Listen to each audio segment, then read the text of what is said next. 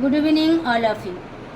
আজকে আমি fallacy of affirming the consequent বা অনুগ স্বীকারজনিত দোষ কী সেটা বলবো। আগের ভিডিওতে আমি মিক্সড হাইপোথেটিক্যাল সিলেকশন সম্বন্ধে বলেছি, সেই বৈধ প্রাকল্পিক ন্যায়ের সম্বন্ধে বলেছি। সেই বৈধ প্রাকল্পিক ন্যায়ের ক্ষেত্রে দুটি নিয়ম অনুসরণ করতে হবে। আজকে আমি একটা নিয়ম সম্বন্ধেই বলবো। প্রধান আশ্রয়বাক্যের পূর্বগ অপ্রধান আশ্রয়বাক্যের স্বীকৃত হলে সিদ্ধান্তে প্রধান আশ্রয়বাক্যের অনুগ স্বীকৃত হবে, কিন্তু এর বিপরীত কথাটা সত্য নয়। যদি এই বিপরীত নিয়মটা মানা হয় তাহলে সেটা দোষ আসবে। এটা আমি তাই আজকে এখানে বলবো। যদি সে আসে তাহলে আমি যাব, অতএব সে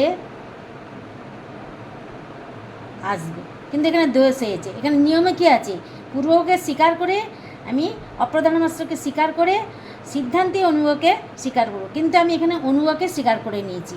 এটা আকারগতভাবে আমি দেখি, P implies Q, if P then Q অতএব পি। এটা দোষ হয়ে গেছে।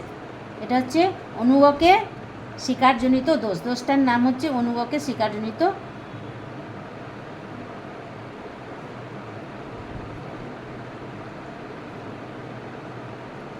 দোষ।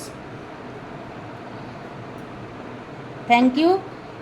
ভিডিওটি আমার ভালো লাগলে বেশি বেশি করে সাবস্ক্রাইব করুন।